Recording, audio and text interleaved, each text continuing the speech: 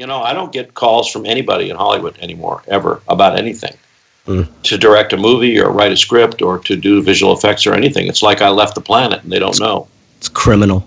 It's really weird for me, and it's very disturbing. I'm just trying to continue to play a role, and this present thing that I'm doing is extremely difficult because I'm one of the only people that really knows how to transform the entire movie industry to a new level of epic spectacle by changing the frame rate, changing the resolution, changing the design of theaters. I was a principal in taking IMAX public back in 1994, which very few people know. I brought IMAX into the mainstream, and I made me even more fearless or less fearful about changing the movie industry, because that became the birth of what we call premium large format cinemas, whether it's IMAX or someone knows this brand name of the same thing. It's 4K digital cinema. Right. And the thing I'm doing now, which is higher frame rates and immersive spectacle on deeply curved screens that are even better than Cinerama or IMAX or anything anyone's ever seen, and better than 70 millimeter ever was in its greatest hour, that there's a way to make a new kind of movie experience right now that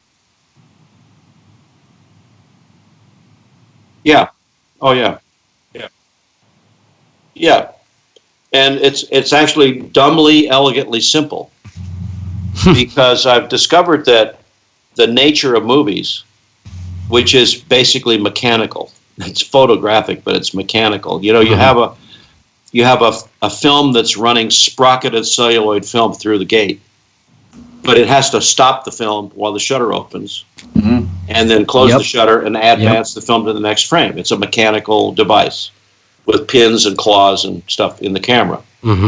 And so half the time the shutter is open and half the time the shutter is closed.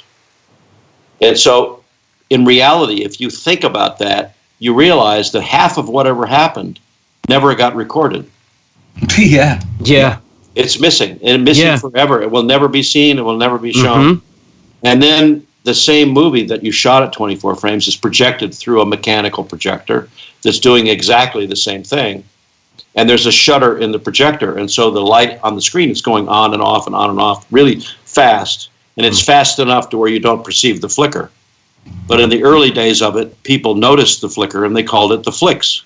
Right. The movie industry used to be called flickers because everybody noticed the flickering until the Lumiere brothers invented the double-bladed shutter. Of course. So each frame is projected twice. And so I'm like this weird guy who tries to understand everything about how it all works. And I've discovered some fundamental things because digital projection does not have a shutter. Right. Okay? And televisions don't have shutters. And so when you go to a higher frame rate in order to get rid of blur and strobe and all the other horrible attributes of movie, and you try to improve the quality of it, it looks like video. Yeah. And so it gets this derogatory, what they call the soap opera look. Yes, yeah. And I've just made some fundamental discoveries that we can make movies now that have shutters. We can do it digitally. We can make it look fully cinematic at any frame rate you want in 2D or 3D, and it's like immersive spectacle. So that's what I'm on right now, and I just feel like I'm out in the woods. No one's paying attention. And I've been trying to promote this thing for 6 years at my own expense, and trying to get the industry to take it seriously because we are faced with an opportunity to do or die, so to speak. In the face of streaming and television and a lot of commoditized movies, that the epic spectacle that David Lean and Marty Scorsese and Francis Coppola and others, Steven Spielberg, is not getting to the audience at all. The theaters are not good enough. The medium itself is not good enough.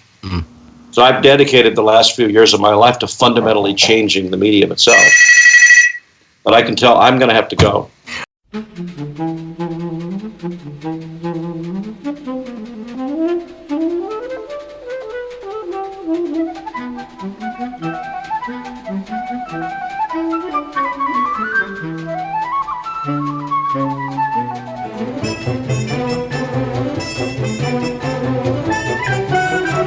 Thank you.